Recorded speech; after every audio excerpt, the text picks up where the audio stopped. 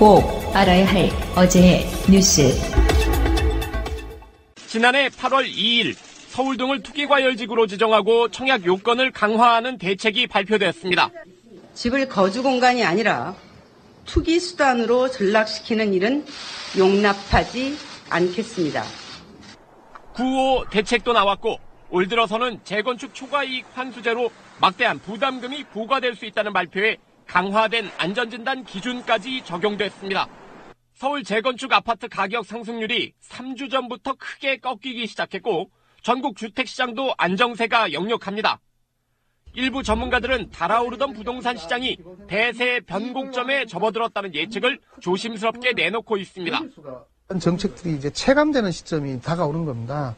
이 투자재로서의 안정성이라든지 신뢰성이 이제 상당히 좀 떨어지게 되면서 이 부동산 투자 열풍들은 좀 다소 좀 진정될 수밖에 없는 상황.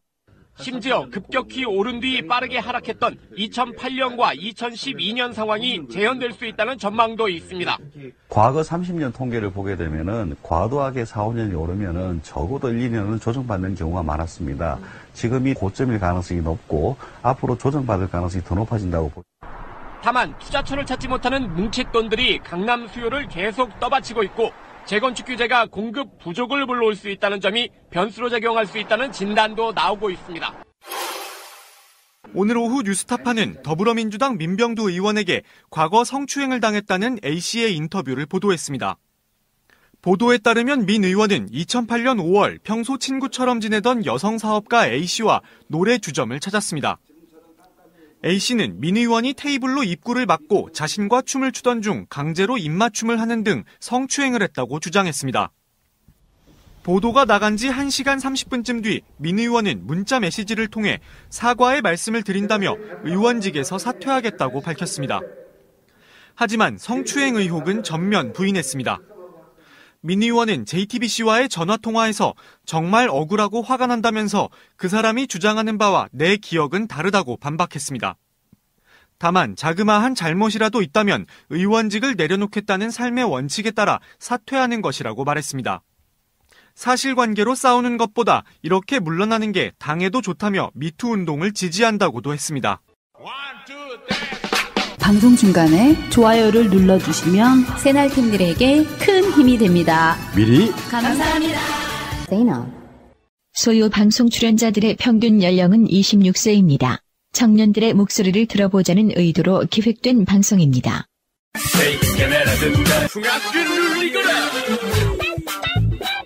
소리 없이 요란한 방송 새날소유 방송 시작하겠습니다. 반갑습니다. 안녕하세요. 안녕하세요. 오늘도 세 분 자리하셨습니다. 양세병님, 안녕하세요. 송병호님 나오셨고요. 네, 안녕하세요. 예, 이 작가님 나오셨습니다. 안녕하세요. 예, 저는 소유 방송의 진행을 맡은 최정민입니다.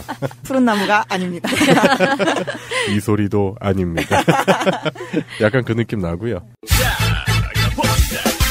제가 갑자기 제 소개를 왜 드리냐면, 제가 지난주에 지역 활동가분들이랑 모임을 가졌는데, 네. 거기서 자꾸, 나보고 푸른 나무님이라고 소개하는 사람도 있고, 맞다고 이런 사람들도 있고, 민망해.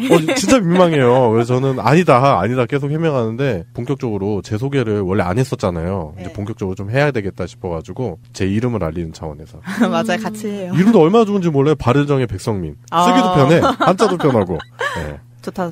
네, 바른 백성, 바른 사람이 되어라. 라는 우리 아버지의 가르침. 네. 근데 제가 봤을 때는 이름 막 지은 것 같아요. 약간 흔한 감이 없지 않아 있어요. 너무 흔해.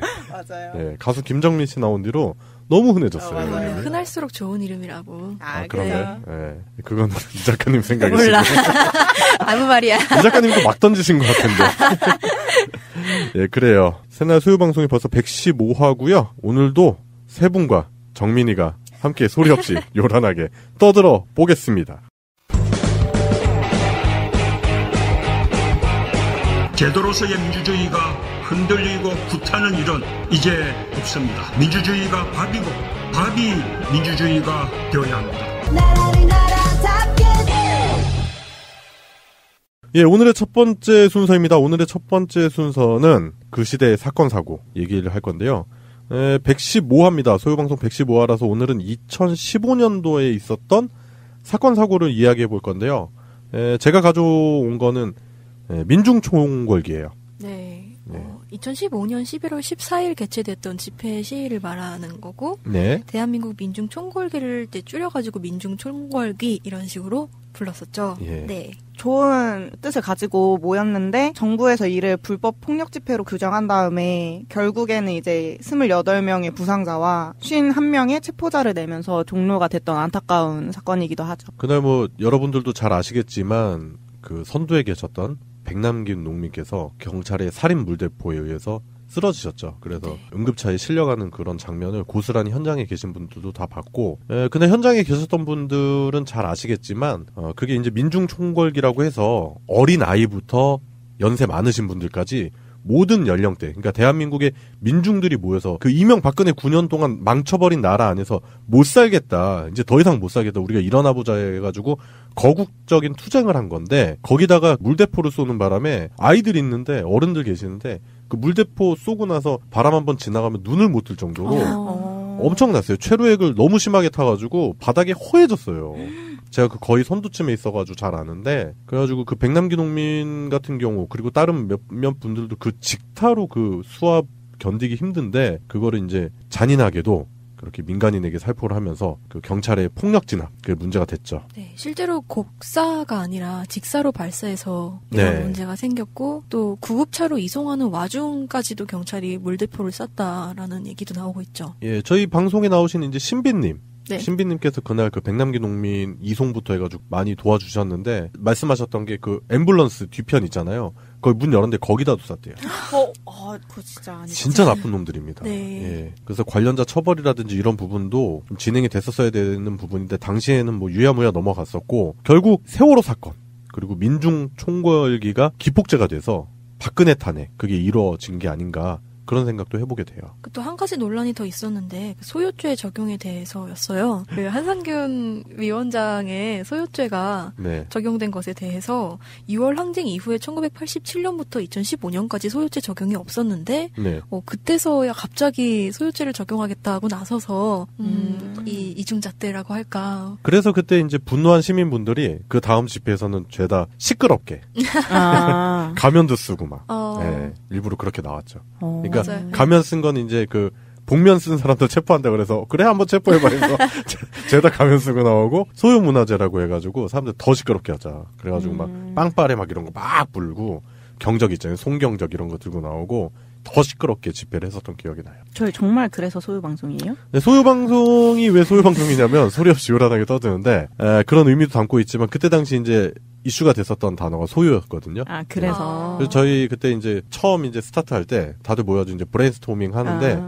방송 이름 뭘로 할까 했는데 다 퇴짜를 맞았어요. 그래가지고 푸른나무님이 그럼 우리 소유를 한번 해보자라고 해서 그렇게 지어진 이름이죠. 그 시기 몰랐어요, 그거는. 네, 그때 당시에 이제 핫 이슈한 단어가 소유였거든요. 네, 그래서 저희 방송 이름이 소유가 된 거죠. 네.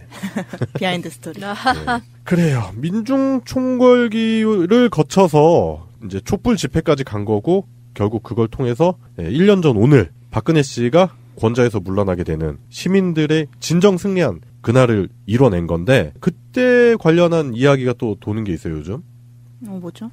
군에서 위수령을 선포를 하고 군인들이 집회를 진압하려고 했었다. 네, 그런 음모가 있었다라고 해서 지금 뭐 군에서는 뭐 사실 무근이다 해가지고 뭐 자체 조사를 벌이겠다고 하고, 지금 관련해서는 뭐 일파만파 SNS에서 또 다시 청원 운동이 일어나고 있죠. 그래서 관련자들을 처벌해달라, 진상조사를 해달라라고 하는 청원이 일고 있는데, 생각만 해도 끔찍하지 않아요?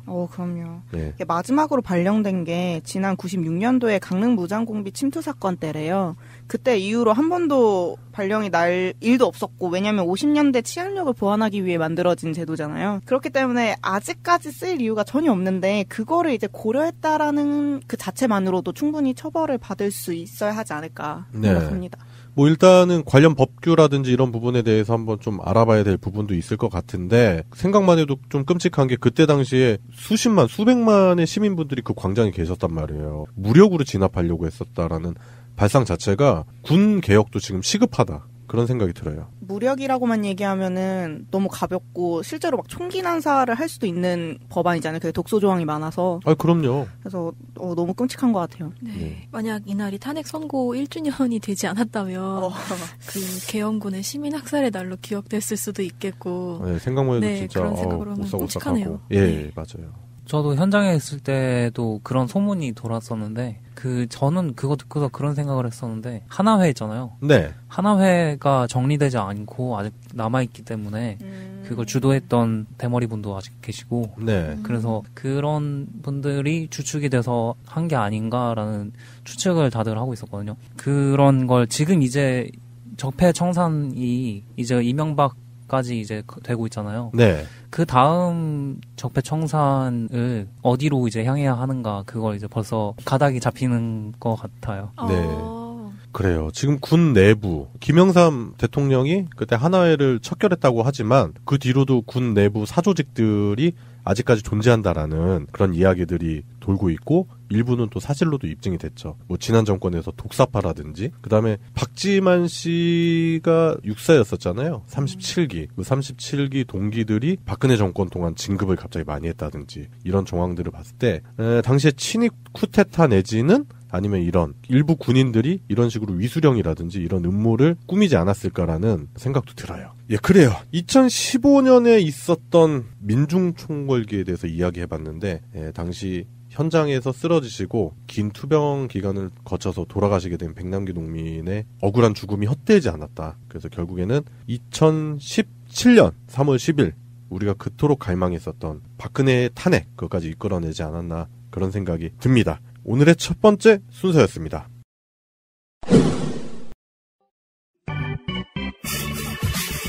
오늘의 이슈. 예, 오늘의 이슈입니다. 오늘의 이슈 첫 번째는 한반도의 분위기가 지금 좋아지고 있죠. 결국 동아시아의 평화 운전자는 한국이 될 것이다. 이런 예견을 해보면서 오늘의 이슈 첫 번째 시작할 건데요. 예, 일단 남북 정상회담과 북미 정상회담을 견인해냈어요. 그러니까 둘 중 하나만 제대로 성사만 돼도 굉장히 좋겠다라고 생각을 했는데 그렇게 4월, 5월 이렇게 연달아서 두 가지 큰 이슈가 생겨서 되게 좋은 것 같아요. 과거에 카터와 클린턴 전 대통령이 김일성과 김정일을 각각 만난 적은 있는데 이거는 모두 전직 대통령 신분으로 만난 거였고 현직으로서 미국 대통령과 북한 지도자가 만나는 거는 이번이 최초라고 합니다. 네. 예. 근데 한편에서는 그 김정은의 비핵화 발언을 신뢰할 수 있느냐 뭐 이런 회의론도 들려오고 있더라고요. 네. 근데 트럼프 대통령이 정상회담 제의를 받아들인 것 자체가 그 김 위원장의 비핵화 의지를 믿을만하다고 평가했기 때문이기 때문에 네, 그런 회의는 잠시 접어둬도 좋을 것 같습니다. 그러니까 어떤 느낌이냐면 중간에 북한이랑 뭐 미국이 직접 연락해서 얻어낸 그런 성과가 아니잖아요. 그럼요. 중간에 한국 정부가 껴있단 말이에요. 문재인의 한국 정부. 그렇기 때문에 트럼프가 문재인의 한국 정부를 얼마만큼 신뢰하고 있는지도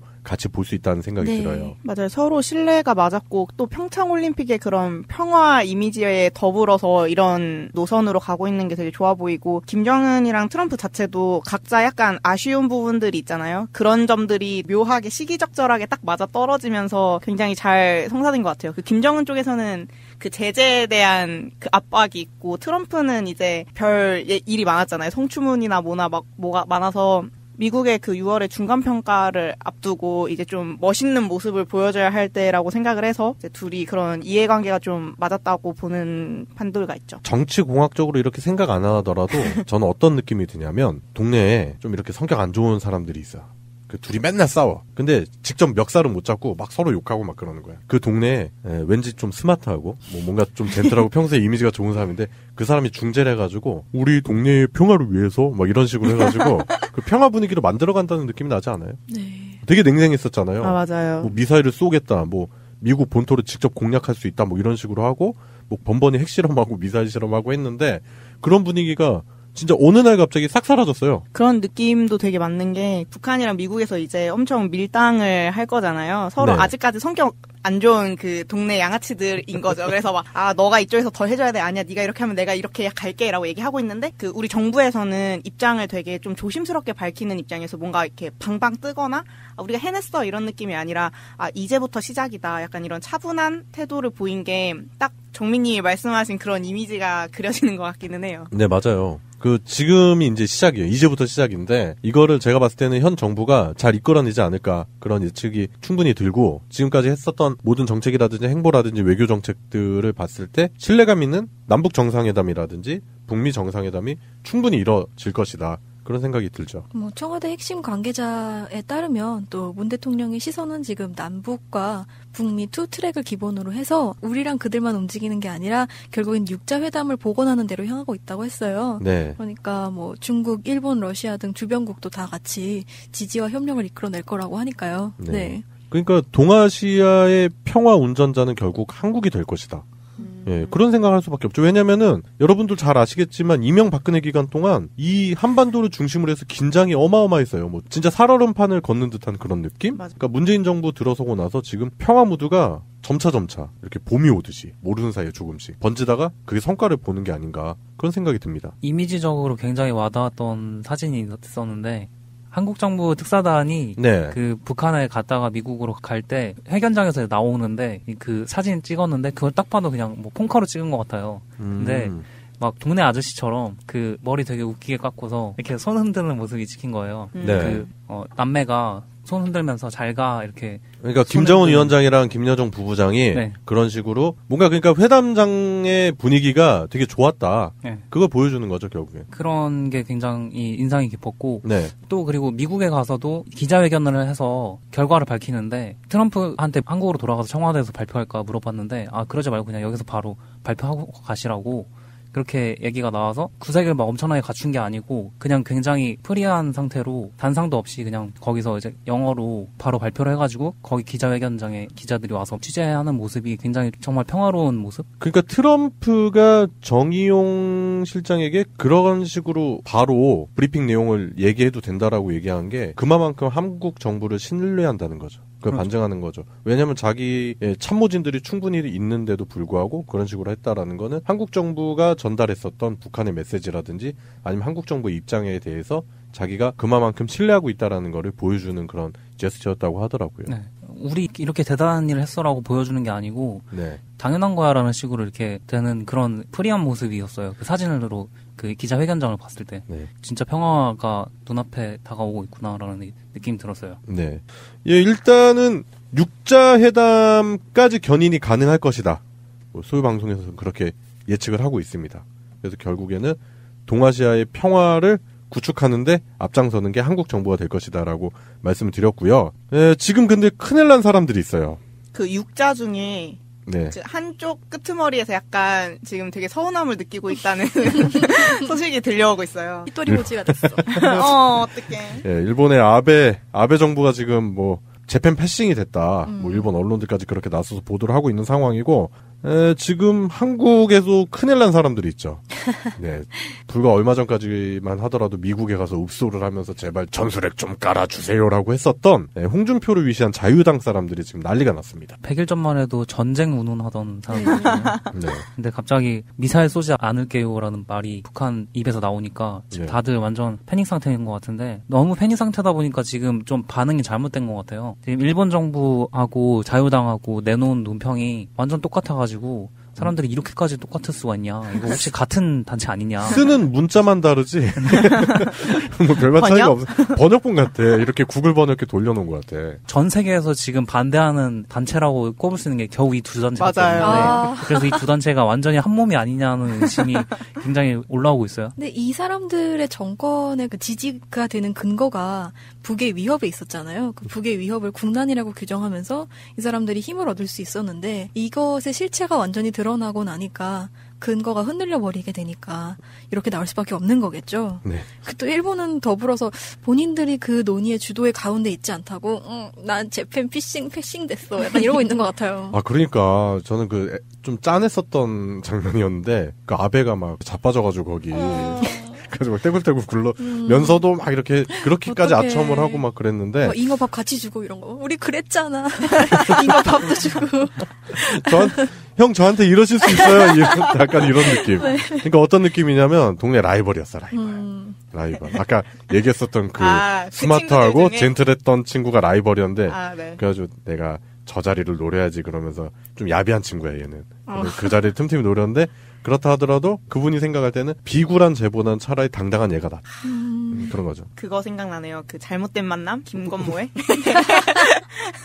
약간 그런 게 이미지가 그려집니다. 정민님이 얘기한 거 들어보니까. 지금 SNS 상에서 뜨거웠었죠. 그 잘못된 만남을 개사해서 예, 지금 북미 정상회담 버전으로 나온 게 있는데 보시면 이제 그 김건모의 잘못된 만남 네. 이거 그러니까 보기만 해도 음성 지원이 된다고 하는데 노래는 안 할 거고 낭낭하게 한번 읽어드릴 건데 어떤 느낌인지 아실 거예요. 난 일본을 믿었던 만큼 난 미국도 믿었기에 난 아무런 부담 없이 사드 발사대를 도입해줬고 그런 거래가 있은 후로부터 우린 함께 자주 만나며 즐거운 시간을 보내며 함께 위안부 문제 치워버렸던 것뿐인데 라고 하면서 이제 트윗 멘션 댓글로 가사를 계속 달아주는데 뭐 구구절절 옳은 소리였죠? 홍준표가 쓴 게 아닌가 싶을 정도의 정말 저 완벽한 브리핑이네요. 완벽한 일기장이었습니다. 네, 홍준표 더 불쌍해. 일본에 갔을 때 그 아베보다 한 단계 낮은 의자에 앉으면은 그런 굴욕까지 겪어가면서 읍소를 하고 왔는데 뭐 이거 지금 같이 이제 뭐 낙동강 오리알 돼버린 거죠. 아베 같은 경우도 지금 사학 논란 때문에 굉장히 위태위태한 상황인데 네 맞아요. 일본의 그 사학 문제를 담당했던 사람이 죽는 사건까지 벌어져가지고 지금 아베가 여기에 대해서 더 뭔가 낙동강 오리알이 될 수밖에 없는 상황인 것 같아요. 아베 정부, 일본의 아베 정부의 도덕성에 문제가 거론이 되는 상황이기 때문에 그런 부분에서도 일단 신뢰가 안 가는 정부잖아요. 그렇게 되면 뭐 그런 부분도 생기고 그리고 지금 트럼프가 남 걱정할 상황도 아닌 상황이고 그리고 트럼프 입장에서는 이 카드를 외면할 필요가 없는 카드거든요. 덥석 받아 먹어야지. 마치 미국 역사에서 자신이 평화를 견인한 대통령의 이미지를 달고 싶어 하기 때문에 그런 것 같고 그 와중에 이제 일본이랑 우리나라 자유당은 이제 뭐 철저하게 배제되는 거죠, 이제. 사실 그 일본의 태도가 좀 더 괘씸하게 느껴졌던 이유 중에 하나는 마치 그 한반도라는 지역에서 일어나는 일인데 그걸 마치 자기 울타리 안에 있는 앞마당에서 일어나는 것처럼 지금까지 계속 그래 왔잖아요. 근데 본인들 마음대로 안 됐을 때 그 자기네들이 그렇게 생각했던 본심이 다 드러난 것 같아서 전문용어로 뽀록이라 그러죠. 네, 아무튼 뽀록이 난 것 같아서 더 괘씸했어요. 네. 계속해서 아베 정부가 지금까지 계속 힘을 유지해올 수 있었던 방법이라는 게 계속 혐한을 조장을 하고 그런 것들을 표로 계속해서 이용해 먹고 언론을 입막음을 하고 그런 극우적인 정부를 만들어서 국민들도 그걸 호응을 해주기 때문에 굉장히 유지가 됐던 면이 있는데 그게 지금 이제 완전 마지막까지 도달을 한 것 같아요. 그리고 마치 자기들이 평화의 선봉장이 될 것인 양 선전하면서 군사력을 계속 증강시키고 있죠. 그렇기 때문에 그런 부분에 있어서도 제동이 걸릴 것이다. 네, 그런 예측까지 해볼 수 있는 것 같아요. 우리나라가 불안정한 상황에다가 빨대 꼽던 모든 사람들이 지금 이제 나자빠지고 있는 상황이라서 네. 굉장히 통쾌하네요. 북한 우려먹던 사람들 다 작살나는 거죠. 그 홍준표가 이제 자기 브리핑을 하는데 북핵 폐기에 이제 모든 포커싱을 맞췄잖아요. 네. 이제 대화도 이루어졌고 평화 조짐도 다 보이고 북미 대화도 다 되고 하니까 이제 북핵 폐기가 아니라 북핵 동결까지만 해도 막 우리 국민들 다 죽는다 막 이런 식으로 막 얘기를 해놨어요. 국가적 재앙이 될 것이다 이러면서. 근데 이제 마지막으로 대화가 잘 풀려서 북핵 동결이 되는 순간 자유한국당의 존재 의미 자체가 없어지는 이제 써먹을 수 있는 카드가 한 개도 남지 않는 상황이 돼버리는 거죠. 네. 그래서 저는 좀 웃겼던 게 김정은 위원장이 문재인 대통령이 밤잠을 설치면서 미사일 쏠 때마다 회의를 해야 되잖아요. 그거 항상 새벽에 써가지고 그게 계속 새벽에 이제 대통령 잠을 깰 수밖에 없었는데. 그러니까 시차가 있는 것도 아닌데 꼭 새벽에 써가지고 말이야. 힘들게 했었어요. 바로 옆인데. 그러니까. 근데 그게 이제 굉장히 미안했다고. 오, 네. 정말? 이제는 안 그러셔도 된다고. 그러니까 우리가 원했던 게 이런 인간적인 마사지야. 그러니까요. 거기에서 참 정말. 그 디테일한 것까지 신경 써서 그렇게 얘기해줬다라는 건 충분히 대화를 할 자세가 돼 있다라는 거. 분이 보이는 거고. 뭐 실제로 평창 평화올림픽 때도 여러분들 보셨겠지만 김여정 부부장이 그 문재인 대통령이랑 청와대에서 악수하거나 그런 장면도 이렇게 보면은 과연 우리의 주적이 북한일까? 라는 생각이 들 정도로 그 뭔가 그 우리 민족끼리만 통하는 그런 주파수? 텔레파시? 그런 게 딱 보이더라고요. 교감. 그런 게 딱 느껴지더라고요. 그게 근데 맞는 게 평창올림픽 때 굉장히 환대를 해줘서 네. 고마웠다는 말도 했거든요. 네. 그러니까 평창올림픽이 성공하지 못했으면 지금 상황은 없었던 거기 때문에 계속 발목 잡던 사람들이 싫어할 수밖에 없죠. 속으로 이런 생각도 했을 거야. 우리 아바디가 저랬으면 얼마나 좋았을까? 이거 괜찮다. 왜냐면 김여정 부부장이나 김정은 위원장이나 그 문재인 대통령이 아빠뻘이에요. 연배로 보면. 그러니까 왜냐면 그 둘은 또 이제 스위스나 이런 데서 진보적 교육을 나름 받고 온 사람들이거든. 그랬을 때 물론 체제 유지가 자기들의 지금 현재 가장 큰 목표이기도 하겠지만 그렇지만 과거에 그런 생각도 할 수 있는 거라고 생각이 들어요. 그 한 세대를 건너서 존경할 만한 그 대상이 생긴다라는 게 되게 중요하거든요. 그런 선망의 대상, 우리가 과거에 김대중 대통령이라든지 노무현 대통령 이렇게 사람들이 좋아했었던 이유가 그분을 존경할 만한 가치가 있다라고 생각하는 그분들이 뿜어내는 그런 품격을 느꼈기 때문이거든요. 근데 문재인 대통령에 대해서 김여정 부부장이라든지 김정은 위원장이 느꼈을 수도 있다고 저는 봐요. 파더 컴플렉스라고 막 난 눈빛에서 읽었어. 뭐야? 전 사실 그런 걸 다 떠나서 네. 그러니까 종편은 아직까지 그런 얘기를 하잖아요. 뭐 늑다리 미치광이에 무슨 로켓맨 그 단어를 아주 반복해서 얘기하고 있어요. 아직까지도 네. 뭐 그랬는데 지금 이렇게 잘 되고 있는데 그래도 그거에는 늑다리 미치광이라고 하지 않았느냐 이런 식으로 얘기를 하고 있잖아요. 근데 그게 김정은이나 김여정이라는 캐릭터를 단편적으로 분석했기 때문이라고 생각하거든요. 네. 근데 이런 일이 지금 다 이루어지고 있는 시점에서 뭔가 이 사람들을 좀 더 입체적으로 봐야 되는 필요성이 있었구나라는 걸 다시 한번 느꼈어요. 네. 네. 사실 저희가 이렇게 막 기뻐하고 하는 게 시기상조일 수 있기는 하잖아요. 아직 시작도 되지 않았으니까. 네. 근데 그렇기는 해도 문재인 대통령이 실현세 당장 통일은 원하지 않는다. 하지만 이번 임기 내에는 북핵 문제를 해결하고 평화를 공고히 하는 것이 목표다라고 얘기했던 그거를 정말 완벽히 지켜주려고 노력을 하시는 게 보여서 저는 기대해 볼 만하다고 생각합니다. 그래요. 변화는 갑작스럽게 한꺼번에 일어나는 게 좋은 건 아니라고 생각을 해요. 맞아요. 이렇게 천천히. 얼음도 그냥 갑자기 물로 만들려면 막 깨고 그래야 되잖아요. 그러다 보면 그 물리적인 파손이라든지 그런 게 있는데 천천히 녹이는 거지. 그런 식으로 해서 우리가 평화 무드를 방금 문재인 대통령이 신년사에서 이야기했었던 것처럼 천천히 임기 내에 아직 기간 많잖아요. 그 기간 안에 통일의 초석, 동아시아 평화의 초석을 분명히 만들어내고 임기를 마칠 것이다. 저는 이런 생각이 듭니다. 네. 예, 오늘의 이슈 첫 번째였습니다. 예, 오늘의 이슈 두 번째입니다. 언론을 바로 세운다면서 자유당에 입당한 사람 있죠? MBC 전 아나운서 배현진 씨 이야기인데요. 예, 어제 배현진 씨가 자유당에 입당을 했잖아요. 그 입당식이 거행됐어요. 근데 그 입당식이 논란이 되고 있습니다. 근데 그 입당하는 것 자체도 굉장한 충격이긴 했는데 네. 이제 거기에서 기자들을 굉장히 많이 모셔놓고 질문을 받지 않고 오만한 그런 태도를 보여서 그게 굉장히 이슈가 됐었죠. 그 반대 질문? 반대 의견을 내려면 딴 당에 가서 해라라는 식의 그건 뭐 하자는 거야 그럼? 우리가 약 한 달 전에 우리 그 얘기 했었잖아요. 홍준표 MBN 패싱하려고. 아, 네. MBN이 자기 악의적으로 보도했다 그래서 MBN 기자 질문 안 받겠다 그러고 장지현이 더 거기 앞에서 쪼다같이 막 이렇게 변명하고 그랬었잖아요. 그게 똑같이 벌어졌어요. 배현진이 MBC가 불편하니까 MBC 기자 질문 안 받겠다? 그런 게 어딨냐 사람들이 막 난리치니까 장지원이 아야 나 이런 못해요 그러고 그냥 다 들어가 버리고. 이게 우리나라 야당의 수준입니다. 분명히 배현진이 입당의 소감 같은 걸 얘기하면서 MBC가 국영방송들이 국민방송으로 거듭나야 하기 때문에 내가 이 자리에 섰다 이런 식으로 얘기해놓고 질문 안 받는다고. 진짜 이거 뭔 개소리인지 몰라요. 언론을 바로 세운다면서 언론을 배제. 맞아요. 그 미디어 문구 있잖아요. 네. 그분도 갔다가 그냥 문전박대 당하셨다고. 우리 문전박대 달인이에요. 미디어 몽구는. 예전에 뭐 하여튼 미디어 몽구는 진짜 대단한 언론인 것 같아요. 제가 봤을 때. 근데 이게 거의 뭐 약간 훈장 같네요. 그러고 보니까 문전박대를. 새누리당 자유한국당 때 얼마나 문전박대를 당했느냐에 따라서 청렴한 언론이냐 예, 아니냐. 그 언론의 공정성이 이렇게 네. 보장이 되는 그런 상황인 것 같고, 예, 결국 뭐 배현진 씨가 입당을 하고 뭐 송파에 뭐 보궐선거에 나가겠죠. 나가서 당선이 될지, 뭐 그쪽이 예전 새누리당, 자유한국당 텃밭이라고 해서 뭐 긍정적인 결론 내지만, 뭐 지금 홍준표 대표가 보여주는 행보들, 그리고 자유당이 국민들 정서와 이반되는 모습들을 계속 보여주고 있고 지지도가 올라가지 않는 상황에서 제가 봤을 땐 배현진이 송파 쪽 보궐선거가 과연 승리를 장담할 수 있는 상황일까? 저는 아니라고 봐요. 무슨 법안을 낼지 참 궁금하네요. 의원이 되면은 그 물 절약 이런 거 내라.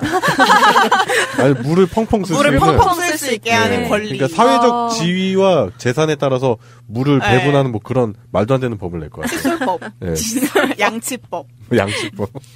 사실 이런 되게 전형적인 구도로 아니면 좀 약간 구닥다리 같은 구도로 보기 정말 싫었는데 네. 딱 이거 보자마자 뭐가 떠올라냐면 막장 드라마 있잖아요. 막장 드라마 악역들이 네, 마지막에. 거의 마지막에 몰락하기 진짜 최고로 몰락하기 직전에 또 발악을 하거든요.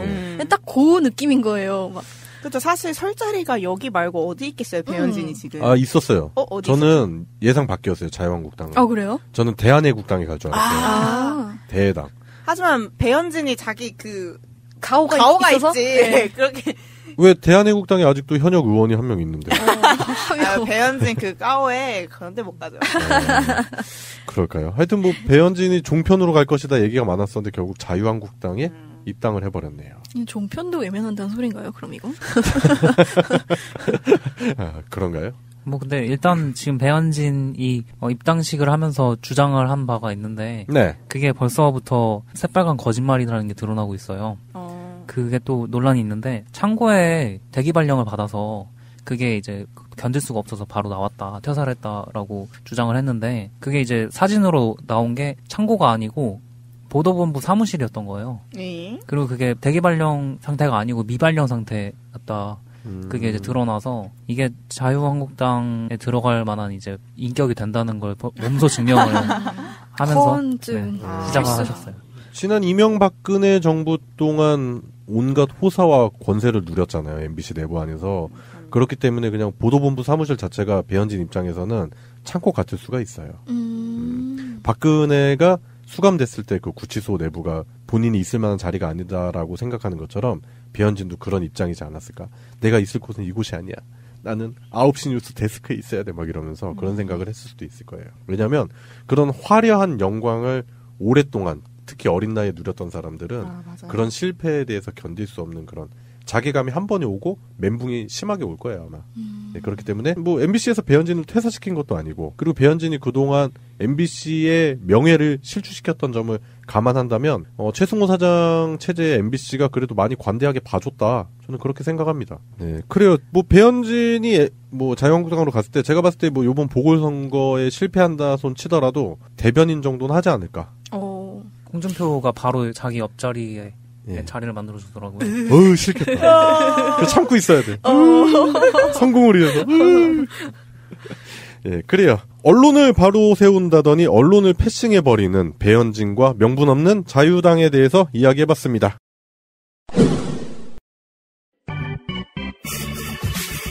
금주의 시사. 예, 금주의 시사입니다. 금주의 시사 첫 번째는 이 작가님이 준비하신 시사인데요. 어떤 시사 준비하셨죠? 제목을 베스킨라빈스와 조민기의 잘못된 만남이라고 정해봤습니다. 아, 베스킨라빈스면은 글로벌 아이스크림 회사 아니에요? 네, 이번에 최근 광고가 문제가 되고 있어요. 그럼 이건 한국 베스킨라빈스의 문제겠네요? 네, 그렇죠. 한국 베스킨라빈스의 최근 광고가 문제가 되고 있는 건데 이 항의를 받고 나서 베스킨라빈스는 광고를 내렸고 사과문을 게재했어요.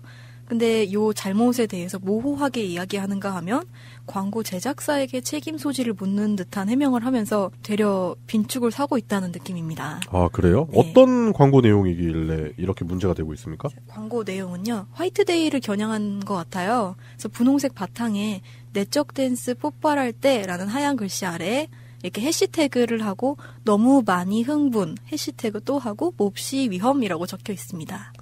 아, 그거 조민기 씨가 네. 어제부로 운명을 달리하셨는데 그 조민기 씨가 이제 살아생전에 성추행할 때 썼던 문자의 내용이죠. 그렇죠.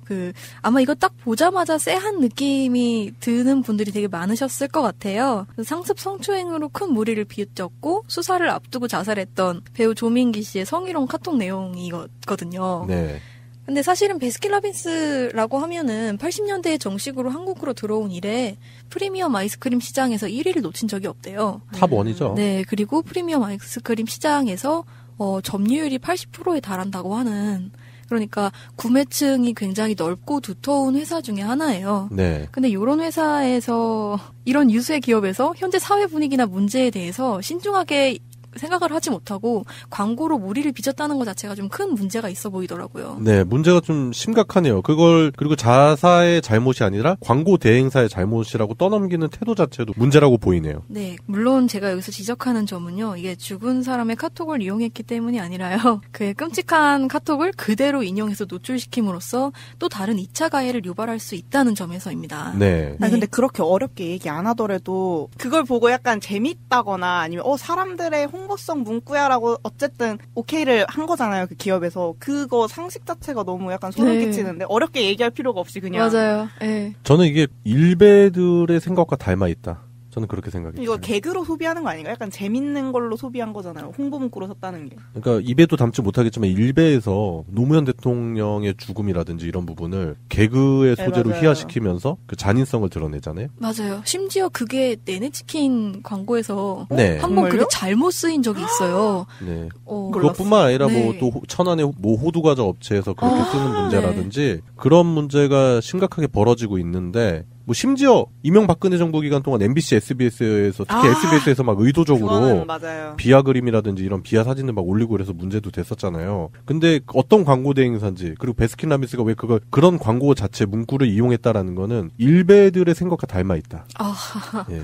이 약간 뭐라고 하지 이런 걸? 공감 능력. 네, 공감 능력이 없고. 네. 특히 우리가 지지난주 방송에서 다뤘었던 악마 있죠. 윤서인. 예, 우리가 지지난주에 다뤘던 윤서인 똑같은 사람들이거든요. 똑같죠. 그런 부분이 많이 닮아 있네요. 네, 그렇죠. 사실 이 광고를 딱 보자마자 되게 충격을 받았을 분들도 많았을 것 같거든요. 그럼요. 그 해당 당사자들이 만약에 이 광고를 접했다고 생각을 해보세요. 너무 싫어, 진짜. 그게 왜 그러냐면은 딱 모르는 사람들이 봤을 땐 별거 아니거든요. 그냥 네. 재밌는 맞아요. 문자인가? 뭐 이렇게 생각할 수 있지만 그 실제 피해 당사자들이 봤을 때는 어마어마한 트라우마에 휩싸이게 되는 거죠. 그렇죠. 끔찍한 거죠. 지금 이 베스킨라빈스에서 한 거랑 굉장히 비슷한 맥락으로 윤서인이 예전에 장자연 사건이 있었을 때 장자연이 죽어서 하늘에 간 사람이 그 죽었을 때 모습 그대로 와서 천국에서도 인기가 많다 이런 소재로 만화 그린 거가 올라오더라고요. 그러니까 이런 거는 사회적으로 지탄을 받아야 마땅하고 CF 같은 금전적인 이득과 관련된 거에 사용되면 안 되는데 따지고 보면 노이즈 마케팅의 일부잖아요. 네. 근데 이런 노이즈 마케팅은 어떤 시장에 아직 진입을 하지 못하거나 시장에서 굉장히 마이너한 회사가 쓰기에 적절한 방법이지 80% 넘는 점유율을 가진 회사 하기에 적절한 마케팅이 아니죠. 좀 쪼다스럽죠? 네. 그렇죠. 예. 근데 저는 아이스크림 안 먹어요. 저 진짜 좋아하는데 그 베스킨라빈스를 제가 왜 안 먹는 줄 아세요? 원래 아이스크림을 좋아하지도 않는데 베스킨라빈스 창업자의 아들이 반 베스킨라빈스 운동하는 거 아세요? 아, 진짜요? 게다가 환경운동가에다가 채식주의자예요. 근데 베스킨라빈스를 애초에 둘이 만들었는데 그중 한 명이 아이스크림 먹다가 살아온 걸 어릴 때부터 봐가지고 환경운동가에다가 유산상속도 포기하고 그렇게 살아가시는 분이 이제 존 라빈스라고 제 인생에서 존경하는 분 중에 한 분이신데 우리나라 보면 이제 약간 얘기가 세지만 대기업들 다 그런 문제잖아요. 막 자식들 승계되면서 그런 문제 생기는데 그런 그 재벌 2세라든지 그런 사람들 없잖아요. 우리나라에는. 그러네요. 네. 논지한 좀 벗어난데 여러분들도 가급적이면 아이스크림 몸에 좋은 거 아니니까 드시지 마시고 특히 이런 식의 의식 없는 행동을 하는 회사의 아이스크림을 우리가 점유율 80%까지 해줘야 될까요? 그런 생각도 들어요. 사실 본론으로 잠깐 돌아가서 그래서 네. 이제 사과문을 한번 읽어드릴게요. 네. 최근 사회적 이슈인 불미스러운 사건과 연루된 단어가 포함되어 있음에도 영상 제작사의 콘텐츠를 충분히 확인하지 못하고 게시하여 논란을 일으킨 점 진심으로 사과드립니다. 라고 썼대요. 네. 되게 모호하잖아요. 뭘 때문에 했고. 아베 일본 정부가 자꾸 유감 하는 거랑 비슷하고요. 똑같죠. 네, 방금 분명히 들었는데 무슨 소리 하려고 그러는데 약간 딱 흘려들어갔어요. 그게 네. 파악을 못하겠어요. 진실성은 그닥 그렇게 크게 느껴지진 않습니다. 네. 그래서 제가 사과문을 다시 한번 써왔습니다. 네. 아, 그래요. 이 작가님이 한국 베스킨 라빈스에게 권고한다. 사과를 하려면 이 정도는 해야지. 네. 그 정도까지는 아닌데. 네. 어떤 사과문인지 한번 들어볼게요. 네. 불특정 다수에게 최대한 많이 보이는 것이 목적인 대중적 기업의 광고에서 미투 운동에서 드러난 사건 속 가해자의 워딩이 2차 가해가 될 수 있음을 사측에서 충분히 제고하지 않고 광고를 게재했던 것이 잘못이라고 명시해야 합니다. 네. 이렇게 그렇죠. 끝냈으면 좋겠더라고요. 광고 대행사에서 만든 광고의 수준이라든지 그걸 채택한 회사의 수준이 좀 부끄럽네요. 네. 사실 저는 처음에는 이런 기업들은 무조건 뭐 보이콧을 해서 불매행동하고 막 네, 망하게 해야 돼. 막 이렇게 생각을 했었는데 지금 생각해보면은 약간 그런 것 같아요. 이 상황에서 정말 진심으로 뭐가 잘못했는지 알고 그걸 사과를 하고 이렇게 고치겠다라고 얘기를 한다면 그게 오히려 타겟점이 될 수도 있을 거라는 생각이 들거든요. 네, 진심 어린 사과. 네, 그리고 공감. 심지어 그게 어떤 분들이 보았을 때는 진짜 사회가 변하고 있구나. 이런 피드백을 받아서 이런 기업이 이런 의식 변화를 보여주고 있구나라는 걸 보여줬으면 좋겠어요. 이제는 변화를. 네. 예, 그래요. 그런 변화도 한번 기대해 볼 만할 것 같습니다. 네. 예, 그리고 금주의 시사 첫 번째 이 작가님이 준비하신 시사였습니다. 대한민국 노르딕 스키 국가대표 신의현 선수는 대학 졸업 하루 전 교통사고로 두 다리를 잃었습니다. 그러나 신 선수는 지금 온갖 고난과 역경을 극복하고 노르딕 스키 세계 랭킹 1위로 우뚝 섰습니다. 절망에 빠진 그를 세상으로 이끈 것이 바로 스포츠였습니다. 새로운 삶의 기회였습니다. 스포츠는 도전 정신과 용기를 주며 우리의 가슴을 호동치게 합니다. 금주의 시사 두 번째입니다. 금주의 시사 두 번째는 송병훈 님이 준비하신 시사인데요. 오늘도 과학 시사인가요? 네, 뭐 비슷해요. 피가 되고 살이 되는 과학 시사. 무슨 노래야? 예, 송병훈 님이 제가 만든 로고송이에요. 멋있어. 근데 왜 그러냐면은 제가 이런 진심 어린 로고송이 나올 수밖에 없었던 게 들으면 이제 지식에 축적이 돼가지고 제가 어디 나가서 얘기할 때 왠지 스마트해 보여요. 많이 활용하고 있습니다. 뭐 단어도 그런 거 있어요. 뭐 알고리즘 뭐 이런 거. 괜히 막 있어 보이는 거. 예, 괜히 그냥 다른 말 써도 되는데. 아, 예. 오늘도 알고리즘 한 번 넣어야지.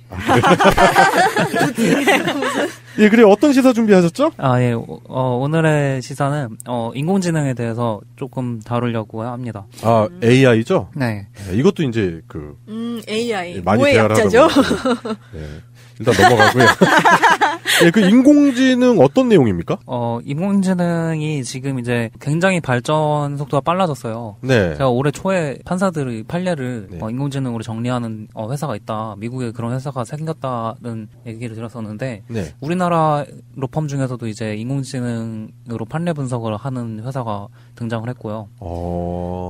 지금 인공지능이 굉장히 갑자기 빠르게 이제 적용이 되고 있는 것 같아요. 그래서 이번에 미국에서 굉장히 괜찮은 시도를 하고 있는 것 같아서 소개를 시켜드리려고 합니다. 미국의 보험사가 여러 개가 있는데 미국에 또 글로벌한 보험사들이 많잖아요. 네, 미국 보험사 중에 프로그레시브라는 회사가 있어요. 네. 말 그대로 프로그레시브한 회사인가 보네요. 네, 네. 그런 회사라서 인기가 있는데 이 회사가 2015년에 택시기사들한테 앱을 이제 배포를 해요. 2015년이면 꽤 오래됐죠? 혹시 카카오 택시? 네, 네라고 해봤어.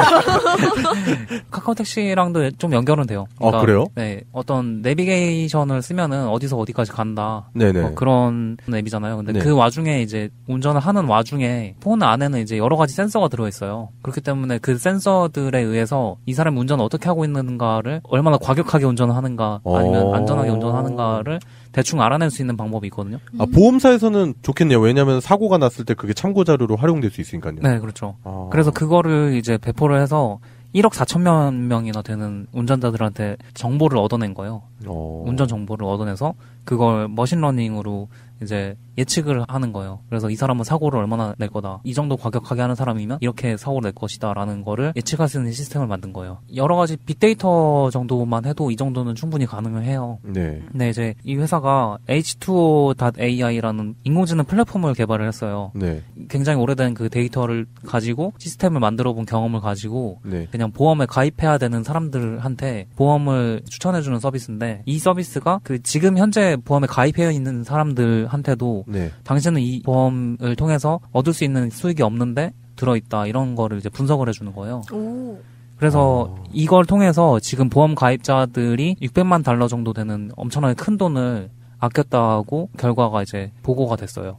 이런 인공지능 플랫폼이 실제로 이제 사람들한테 각각 개인한테 맞는 플래너들이 막 이제 와서 막 사람이 직접 상담해 주는 거가 많잖아요. 네. 우리나라에선 그런 식으로 많이 이루어지고 있는데 그게 앱과 인공지능을 통해서 진짜로 이제 우리한테 제공이 될 정도로 이제 발전을 많이 하고 있고 네. 앞으로 이제 어디까지 확장이 되느냐가 여러 가지 얘기가 나오고 있어요. 그중에 굉장히 인상 깊었던 게 펜타곤이잖아요. 미국 국방성. 예, 미국 국방성이죠. 네, 미국 국방성에서는 인공지능을 이용을 해서 우리나라 같은 경우도 서울 전 지역이 방공식별구역인 거 아시죠? 네, 그렇죠. 네, 그래서 모든 유인이든 무인이든 띄울 수 있는 비행체는 무조건 다 이게 어떤 종류 비행체고 몇 날 몇 시에 어디서 어디까지 간다는 걸 국방부에 알려줘야 되는데 네.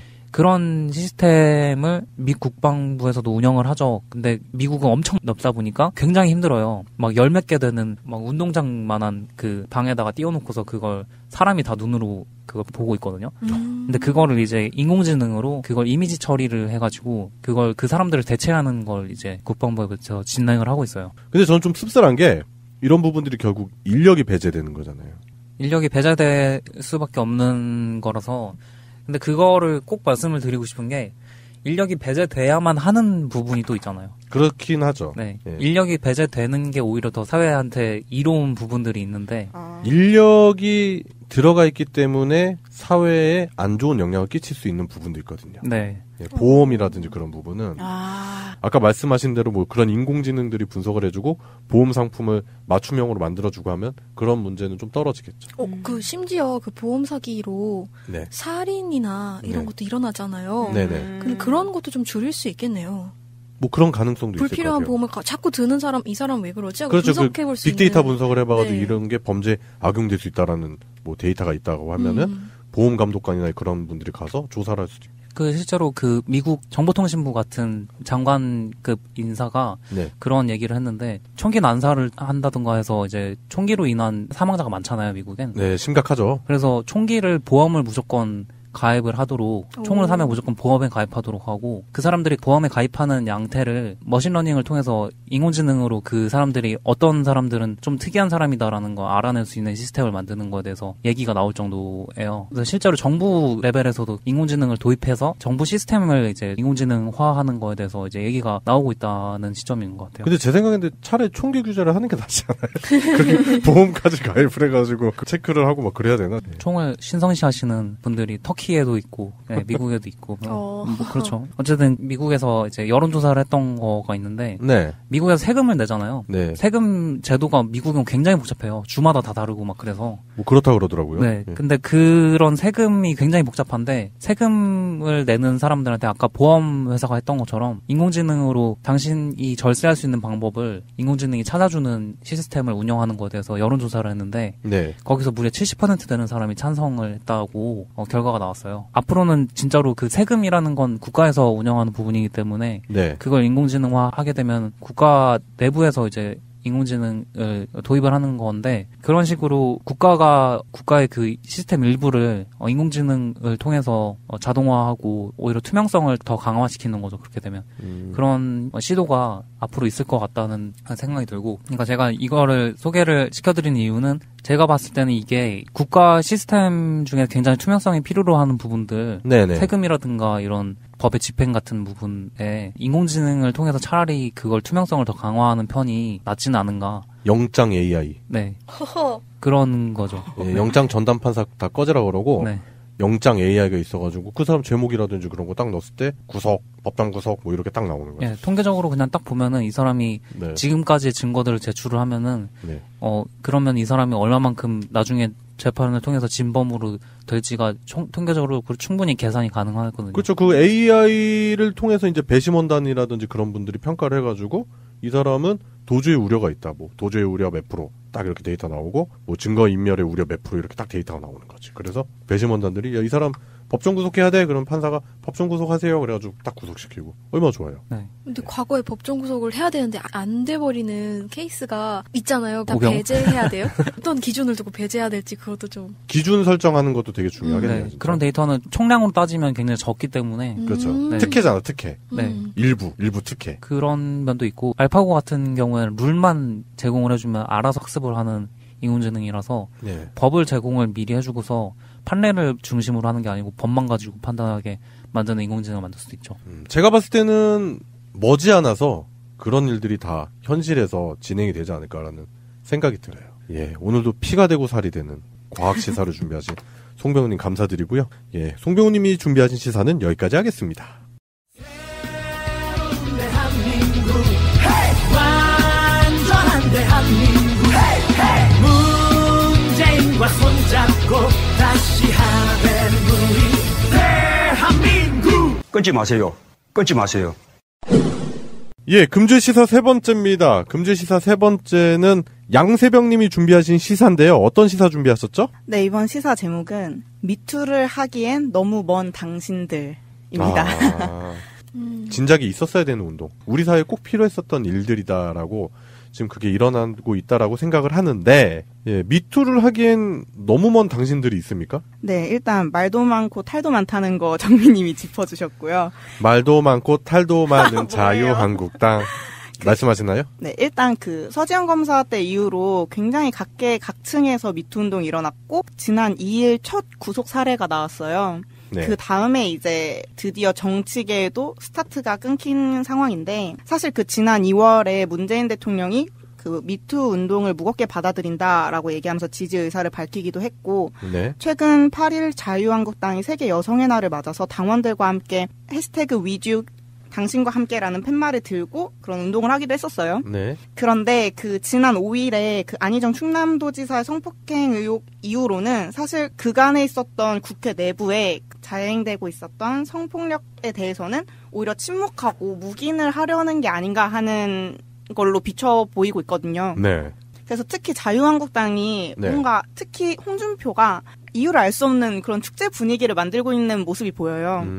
특히 그 사람 같은 경우에는 돼지 발정제나 뭐 여자 설거지 뭐 이런 발언 등으로 처음에 그 문매를 맞았었잖아요. 미투 운동 초기에. 네. 근데 그러다가 이제 한 24일쯤부터 이게 미투 운동이 막 잘 되고 있다라는 식으로 갑자기 바뀌더니 태세 전환을 하더니 이제 6일에 와서는 그 여자 만세라는 그 전국 여성 대회 그 당 내에서 하는 그런 대회가 있는데 거기에 가서 자, 미투 운동이 좌파 진영에서만 벌어지고 있습니다 하면서 막 박수를 유도하고 미투 운동이 막 더 가열차게 돼서 좌파 진영이 더 걸러졌으면 좋겠습니다 라는 막 말도 안 되는 몰상식한 발언을 하기 시작해요. 그 미투 운동이 정치적으로 이용되는 아주 안 좋은 예네요. 그럼요. 급기야 마지막으로 지난 7일 그 청와대 여야 대표 환담 자리 있었잖아요. 네. 그때 비서실장 임종석 대통령 비서실장을 향해서 이제 미투 운동에도 무사한 것을 보니 뭐 다행입니다라는 식의 농담을 던지고 조롱을 하는 모습까지 보입니다. 분명히 해야 될 거는 먼저 네. 미투 운동은 인권 문제이지 절대 좌우 이념 이슈가 절대 아니고 그럼요. 특히나 정치에서의 그런 싸움으로 이용할 수 없는 이슈라는 거를 분명히 하고 넘어가고요.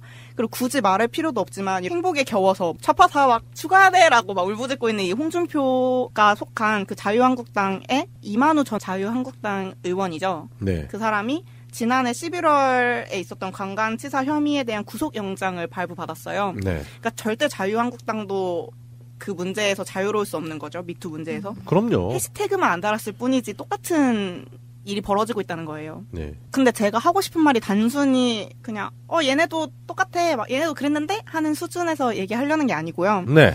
정말로 그 왜 홍준표나 이런 보수 언론 쪽에서 왜 좌파 진영에서만 미투 폭로가 나오냐라는 얘기를 하잖아요. 근데 저는 그 아직이라는 말을 하고 싶거든요. 네. 사실 그 5일날 그 성폭력 의혹 사건 이후로 사실 지금까지 5일이 지났는데 그동안 이렇다 할 폭로가 나오지 않았잖아요. 정치계 쪽에서는 이렇게 커다란 이슈가 나오지 않았는데 그게 정치권이 당연히 청정지역이기 때문이 아니라 굉장히 깊숙이 골마있고 또 굉장히 여러 가지 문제가 있기 때문에 아직까지 용기를 내고 있는 사람이 많지 않을 수밖에 없다라는 얘기를 하려고 해요. 그 페이스북에 여의도 옆 대나무 숲이라는 페이지가 있거든요. 네.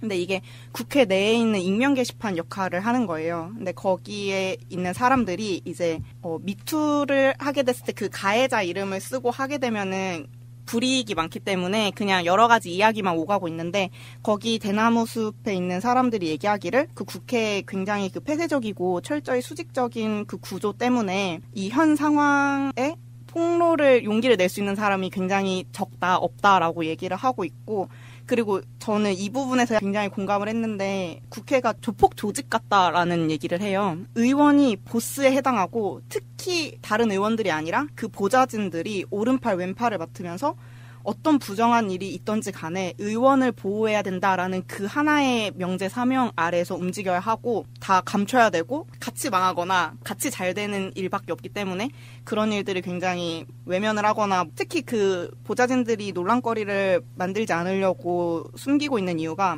인사권에 있는데 그 의원이 보좌진의 인사권을 가지고 있고 그 보좌진이 그 비서관, 뭐 비서 인턴의 그 인사권을 아예 다 가지고 있다고 생각하면 된다고 얘기를 하더라고요. A 의원실에 단순히 어떤 그런 문제가 생겨서 다른 B 의원실로 이동을 하려고 해도 그 A 의원실의 그 인사권자, 바로 윗사람들의 허락이 없이는 절대 자유로울 수가 없고, 뭔가 그런 복잡하게 얽힌 그런 인사권 문제 때문에 피해가 발생을 하더라도 피해 사실에 대해서 항의하고 해결하려는 순간 가해자보다 하위 직급인 피해자가 없어지고 마는, 그 바닥에 더 이상 생존할 수 없는, 그게 바로 폭로를 할 수 없는 이유라고 해요. 그래서 그 페이지에 있는 얘기들을 보면은 굉장히 가벼운 이야기 위주로 나오고 있긴 하지만, 성희롱을 들었다, 성추행이 있었다, 누구는 잠을 못 잘 것이다 라는 식의 그냥 얘기도 나오긴 하지만 의미심장한 이야기들도 꽤 많이 나오고 있거든요. 그 이름만 안 밝혔다 뿐이지 그 사건 이후로도 나에게 그런 식의 얘기를 했던 누군가는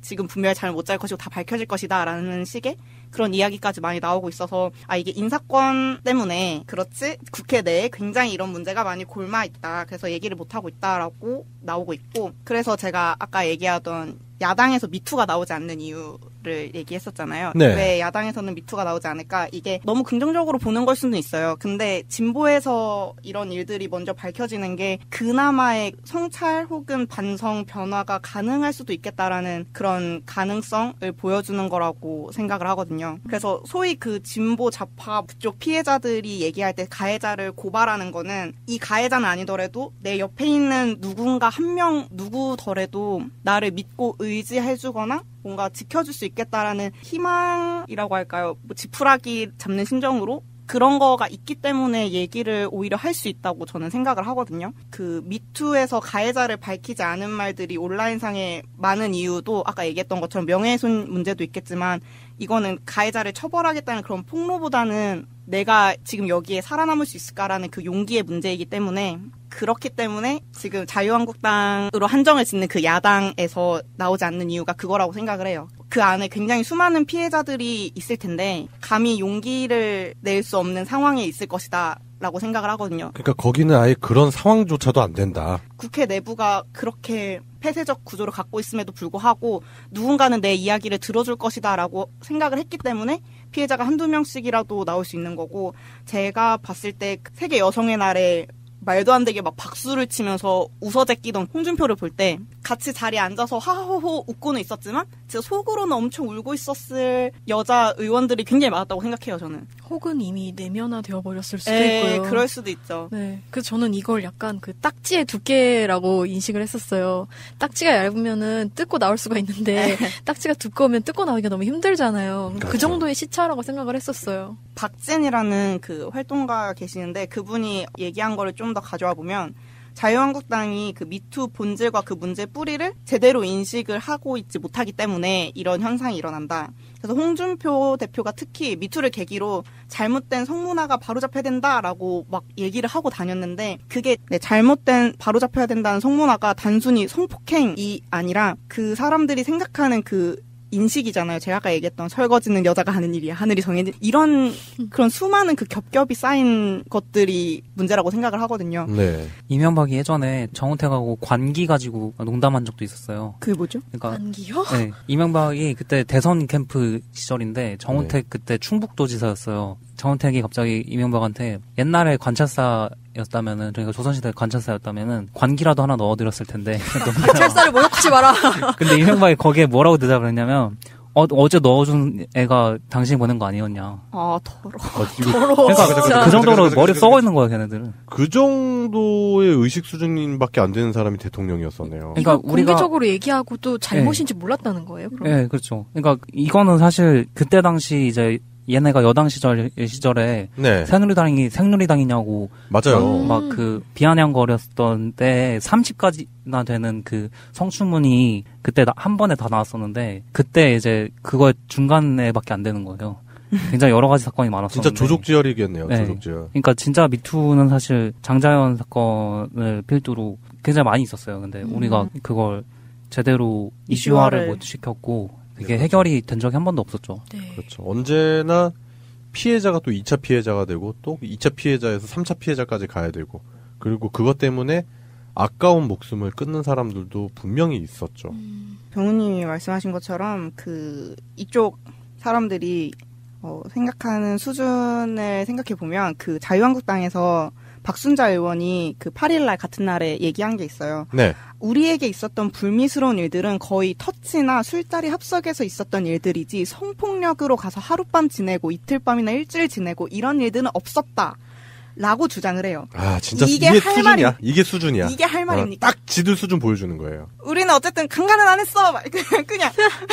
우리는 가볍잖아. 뭐 이런 우리는 거. 말이 안 통하는 상대인 거죠. 이 미투에서 밝혀지는 일들은 그 죄의 경중이 중요한 게 아니거든요. 제가 네, 봤을 때는. 그렇죠. 예, 그러니까 뭐 수위라고 말하면 좀 부적절한 표현일 수 있겠지만 뭐 이게 추행이야, 강간이야, 뭐 성폭행이야. 이걸 구분지어서 얘기해야 되는 그런 부분은 아니다라고 봐요. 네, 지금 그 권력 구조 내에서 상위 권력에서 하위 권력에 그렇죠. 하는 그 문제인 거지.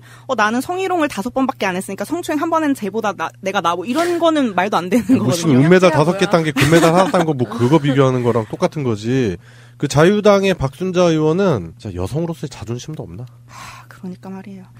지금 그래서 이제 이게 제가 아까부터 계속 얘기하지만 가해자를 폭로하는 것보다 이 사회를 바꿔야 된다는 그런 움직임이잖아요. 미투 운동이. 네. 대응을 정부에서 잘 해야겠다라는 얘기가 많이 나오고 있는데 일단 그 유엔이 한번 경고를 한 적이 있어요. 지난달 22일 날 그 미투에 아니하다라고 지적을 하면서 근절에 대한 뭐 어떤 걸 하고 있냐 이런 식으로 물어봤는데 그 자리에 있었던 사람들이 굉장히 두루뭉실하게 답을 하고 제대로 된 답을 내지 못하면서 혼줄이 났었거든요. 네. 그러니까 뭐 그런 식으로 할 거면 그냥 자료를 읽을 거면 그냥 우리를 줘라 말을 하지 말아라라는 식의 그렇죠. 면박을 당했었거든요. 네, 그래서 우리가 한번 그거 지적하면서 얘기했었잖아요. 네. 그래서 이제 정부의 근절 대책이 효과가 있을까라는 걸 놓고 살짝만 보자면 그 8일 날 정부가 성범죄 대책을 발표를 했는데 이제 여기서는 간음죄나 추행죄에 대한 법정형 상한을 징역 5년에서 뭐 10년을 늘리고 2년에서 5년으로 늘리고 이런 식으로 처벌을 강화하는 쪽으로 얘기가 나왔어요. 뭐 잘못된 건 아니지만 하지만 제가 생각했을 때는 아직은 많이 부족하다. 그래서 좀 더 많이 보완이 되고 너무 급하게 내놓아서 이런 거라고 저는 믿으려고요. 좀 더 보완이 돼서 나와야 할 것이고 사회가 금방은 아니더라도 적어도 이 미투 운동이 끝날 때쯤에는 많이 바뀌어 있어야 하지 않을까라고 생각을 합니다. 맞아. 저는 현 정부가 이 미투 운동을 대하는 태도라든지 벌어지게 된 그런 사회적 모순이라든지 그런 구조를 개선 나갈지가 기대가 되는 게 문재인 대통령이 그 담화에서 그런 식으로 발표할 정도면 분명히 충분한 그런 의지가 있다. 저는 그렇게 생각이 들어요. 미투 운동에서 지금 하나 더 방점을 찍는 부분이 그런 부분이잖아요. 만약에 법적으로 규정되지 않은 성추행, 성폭행이라도 이게 성폭행이고 잘못된 거라는 거를 알려주는 일도 하고 있잖아요. 네. 그래서 관계 법령이 좀 더 구체적이고 좀 더 포괄적이고 이런 식으로 구체적인 것이 명시가 많이 되어야 된다라고 생각을 해요. 네. 자유한국당에서 그런 식으로 민주당 쪽에서만 뭐 문제가 생긴다 그런 식으로 얘기를 하는 거가 제가 이제 들어보면은 다른 분들도 계속 그렇게 생각을 하시더라고요. 이게 그런 문제가 계속 터지면은 여당 쪽만 문제가 많이 있을 것이다. 지지도가 떨어질 것이다. 이렇게 생각을 하시는 분들이 있는데 오히려 이제 리얼미터 조사 결과 같은 경우에는 안희정 논란이 있은 직후에도 사실 대통령 지지율은 64% 정도로 거의 영향이 없었고 오히려 네. 남북 합의 때문에 다시 올라갔어요. 네, 맞아요. 그러니까 그 페미니스트 대통령이라고 직접 얘기를 하시잖아요. 그런 부분도 있고 더민주당 같은 경우에도 그 문제가 터지자마자 굉장히 빠르고 제대로 된 대처 방법을 보여줬거든요. 그러니까 그런 면에서 정말 제대로 문제를 해결할 수 있는 모습으로 보여주기 때문에 오히려 그런 사람들이 생각하는 거랑 정반대이고 그 사람들이 사실 그런 걸 주장하는 게 정말 지방선거가 얼마 안 남았기 때문에 발등에 불 떨어져가지고 마지막에 이제 꼼수를 좀 부리고 있는 것 같아요. 네. 아우 너 때문에 잘 굴러가던 게 멈췄다 망했다라는 식의 혹은 막 이렇게 하려고 미투 운동 벌인 거 아니냐라는 폭력적인 추측이나 비난을 하잖아요. 네. 네, 근데 이게 사실은 도덕적으로도 옹호받기 어렵고 전략적으로도 되게 비생산적이라고 생각합니다. 그래서 잘못을 인정하고 그러니까 골마가지고 골마 터져가지고 뼈가 썩어나기 전까지 그냥 내비둘 생각이 아니라면 일찍 잘못을 인정하고 꽂혀서 이렇게 앞으로 나아가야 좀 뒤탈이 없을 것 같아요. 우리가 고통을 감내하면서 검진을 받잖아요. 막 내시경도 하고, 네. 막 조직도 떼어내고, 피도 뽑고 아프잖아요. 그 당장엔 아프겠죠. 살짝 아프겠죠. 그렇지만 그런 약간의 아픔을 통해서 나중에 올 큰 신체적 재앙을 예방하자는 차원에서 검진을 하는 거거든요. 저도 네. 미투 운동이 그런 식으로 큰 그림을 그려야 된다고 생각을 해요. 지금 자꾸 미투 운동을 정치적으로 이용한다든지 아니면 정치적으로 이용한다라고 얘기를 한다든지 그런 게 미투 운동이 궁극적으로 추구하는 방향이라든지 목표에 전혀 도움이 안 된다. 저는 그렇게 생각을 하고 미투 운동은 미투 운동대로 그리고 우리 안에 작은 미투 우리가 외면했었던 그런 작은 그런 목소리도 이제 점차 들려오고 나서 당장 급박하긴 아니지만 점차적으로 사회를 그리고 우리의 미래를 그리고 우리의 인권의 미래를 변화시킬 수 있는 큰 운동이 그렇게 돼야 된다. 저는 그렇게 생각이 들어요. 예, 그래요. 양세병님이 준비하신 시사 미투를 하기엔 너무 먼 당신들.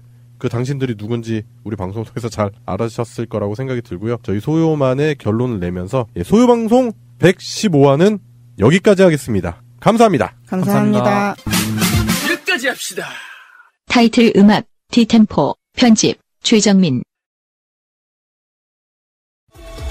꼭 알아야 할 어제의 뉴스. 지난해 8월 2일 서울 등을 투기과열지구로 지정하고 청약 요건을 강화하는 대책이 발표됐습니다. 집을 거주 공간이 아니라 투기 수단으로 전락시키는 일은 용납하지 않겠습니다. 구호 대책도 나왔고 올 들어서는 재건축 초과이익 환수제로 막대한 부담금이 부과될 수 있다는 발표에 강화된 안전진단 기준까지 적용됐습니다.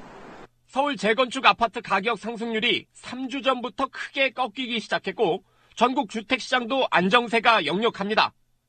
일부 전문가들은 달아오르던 부동산 시장이 대세 변곡점에 접어들었다는 예측을 조심스럽게 내놓고 있습니다. 정책들이 이제 체감되는 시점이 다가오는 겁니다. 이 투자재로서의 이 안정성이라든지 이 신뢰성이 이제 상당히 좀 떨어지게 되면서 이 부동산 투자 열풍들은 좀 다소 좀 진정될 수밖에 없는 상황.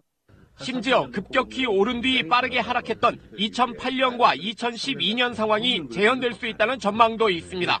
과거 30년 통계를 보게 되면은 과도하게 4, 5년이 오르면은 적어도 1, 2년은 조정받는 경우가 많았습니다. 지금이 고점일 가능성이 높고 앞으로 조정받을 가능성이 더 높아진다고 봅니다. 다만 투자처를 찾지 못하는 뭉칫돈들이 강남 수요를 계속 떠받치고 있고 재건축 규제가 공급 부족을 불러올 수 있다는 점이 변수로 작용할 수 있다는 진단도 나오고 있습니다. 오늘 오후 뉴스타파는 더불어민주당 민병두 의원에게 과거 성추행을 당했다는 A씨의 인터뷰를 보도했습니다. 보도에 따르면 민 의원은 2008년 5월 평소 친구처럼 지내던 여성 사업가 A씨와 노래 주점을 찾았습니다. A씨는 민 의원이 테이블로 입구를 막고 자신과 춤을 추던 중 강제로 입맞춤을 하는 등 성추행을 했다고 주장했습니다. 보도가 나간 지 1시간 30분쯤 뒤 민 의원은 문자 메시지를 통해 사과의 말씀을 드린다며 의원직에서 사퇴하겠다고 밝혔습니다. 하지만 성추행 의혹은 전면 부인했습니다. 민 의원은 JTBC와의 전화통화에서 정말 억울하고 화가 난다면서 그 사람이 주장하는 바와 내 기억은 다르다고 반박했습니다. 다만 자그마한 잘못이라도 있다면 의원직을 내려놓겠다는 삶의 원칙에 따라 사퇴하는 것이라고 말했습니다. 사실관계로 싸우는 것보다 이렇게 물러나는 게 당에도 좋다며 미투 운동을 지지한다고도 했습니다. 방송 중간에 좋아요를 눌러주시면 새날팀들에게 큰 힘이 됩니다. 미리 감사합니다. 소요 방송 출연자들의 평균 연령은 26세입니다. 청년들의 목소리를 들어보자는 의도로 기획된 방송입니다.